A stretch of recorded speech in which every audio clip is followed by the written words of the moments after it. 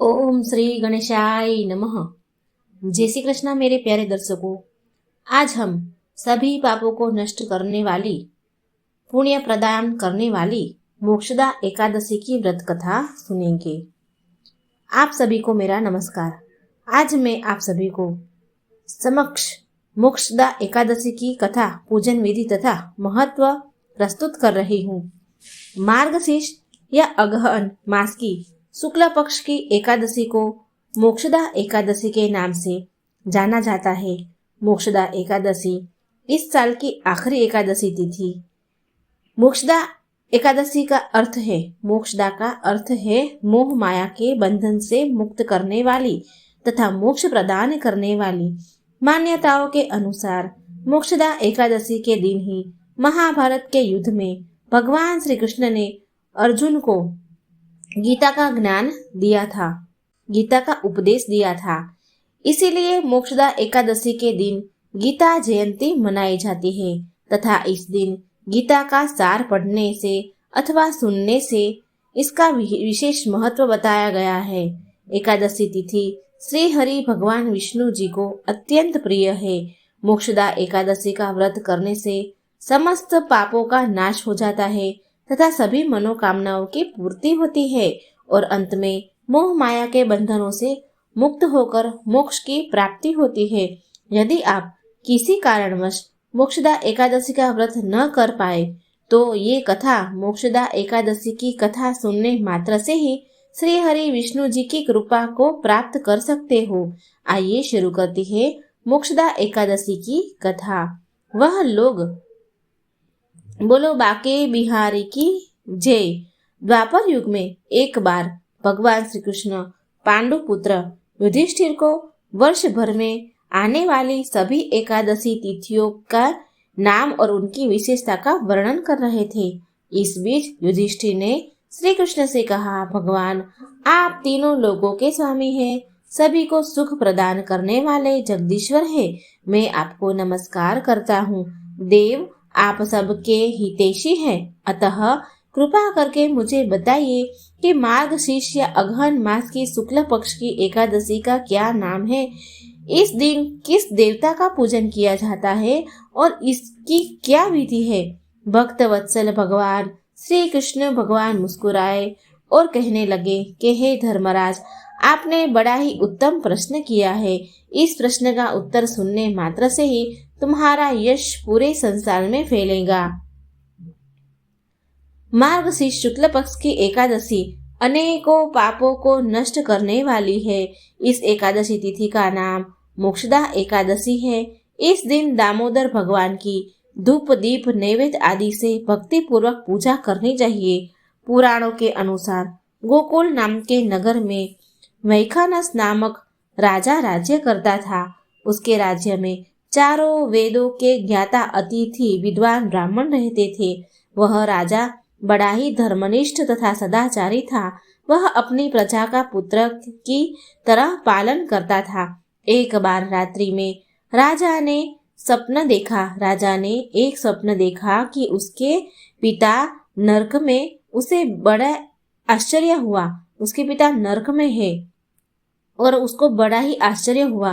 प्रातः काल वह विद्वान ब्राह्मणों के पास गया और अपना स्वप्न सुनाया। उसने कहा कि हे विद्वान ब्राह्मणों, मैंने अपने पिता को स्वप्न में नरक में पड़े हुए देखा। उन्होंने मुझे कहा है कि पुत्र, मुझे नरक में से निकालो, मैं नरक में हूँ, यहाँ से मुझे मुक्त कराओ। जब से मैंने अपने पिता का यह वचन सुना है, जैसे कि ऐसे सपना मैंने देखा है, तब से मैं बहुत बेचैन हूँ। मेरा मन किसी भी काम में नहीं लग रहा है। मुझे राज्य, धन, पुत्र, स्त्री, हाथी, घोड़े आदि किसी में भी कोई सुख नहीं मिल रहा है।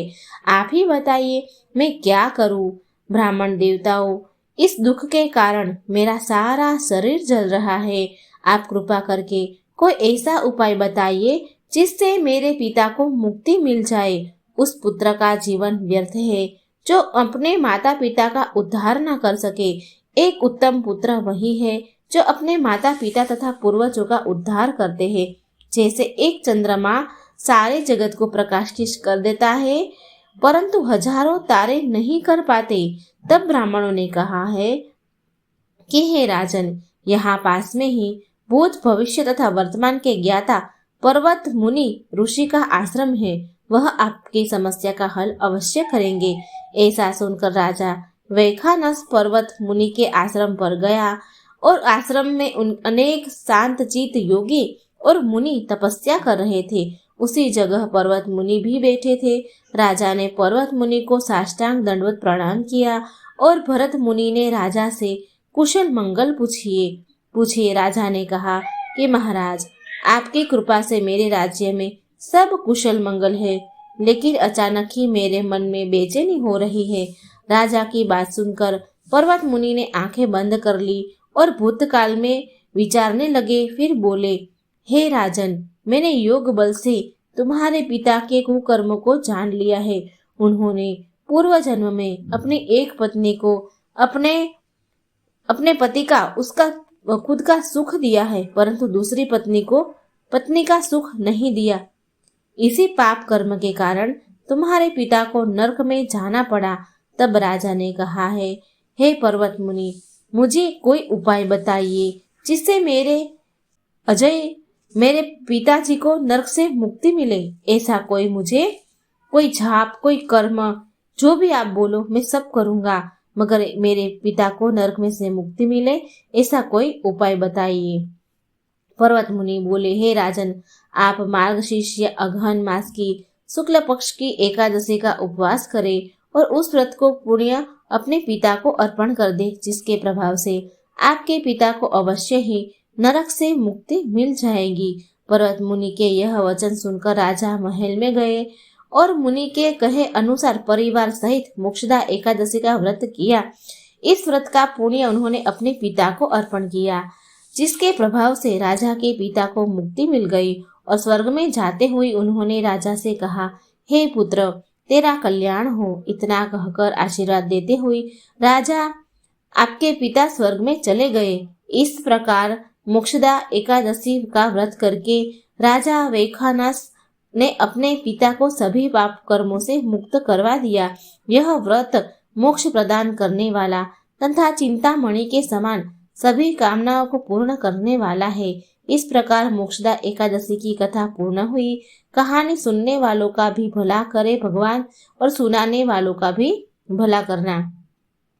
वह लोग बाके बिहारी की जय। आइए हम जानते हैं मोक्षदा एकादशी की पूजा विधि। यह व्रत दशमी तिथि से आरंभ हो जाता है। दशमी तिथि को रात में भोजन न करे। एकादशी के दिन प्रातः काल उठकर स्नान आदि से निवृत्त होकर व्रत का संकल्प ले कि मोक्षदा एकादशी के व्रत का संकल्प लेने के बाद भगवान श्री कृष्ण दामोदर की पूजा करे, उन्हें धूप दीप नैवेद्य आदि अर्पित करे। पूरा दिन भगवान श्री कृष्ण का ध्यान करते हुए समभाव से बिताइए। इस दिन किसी की निंदा चुगली आदि से बचे। एकादशी की रात को जागरण के बाद द्वादशी तिथि को श्री कृष्ण भगवान को भोग लगाकर किसी जरूरतमंद को यथाशक्ति भोजन करवा कर या तथा दान आदि करने के बाद स्वयं भोजन करे, पारण करे। इस प्रकार पूरे विधि विधान से मोक्षदा एकादशी के व्रत को पूर्ण करे। श्री कृष्ण गोविंद हरे मुरारी, हे नाथ नारायण वासुदेवा, हरे राम राम राम हरे हरे, हरे कृष्ण कृष्ण कृष्ण हरे हरे। यदि आपको मोक्षदा एकादशी की कथा या महत्व पूजा विधि उचित लगी तो कमेंट बॉक्स में जय श्री कृष्ण, जय एकादशी माता जरूर लिखना, ये मत भूलना। और ये वीडियो अच्छा लगे तो लाइक और शेयर भी कर देना और साथ में चैनल को सब्सक्राइब करना मत भूलना। जय श्री कृष्ण, राधे राधे, थैंक यू।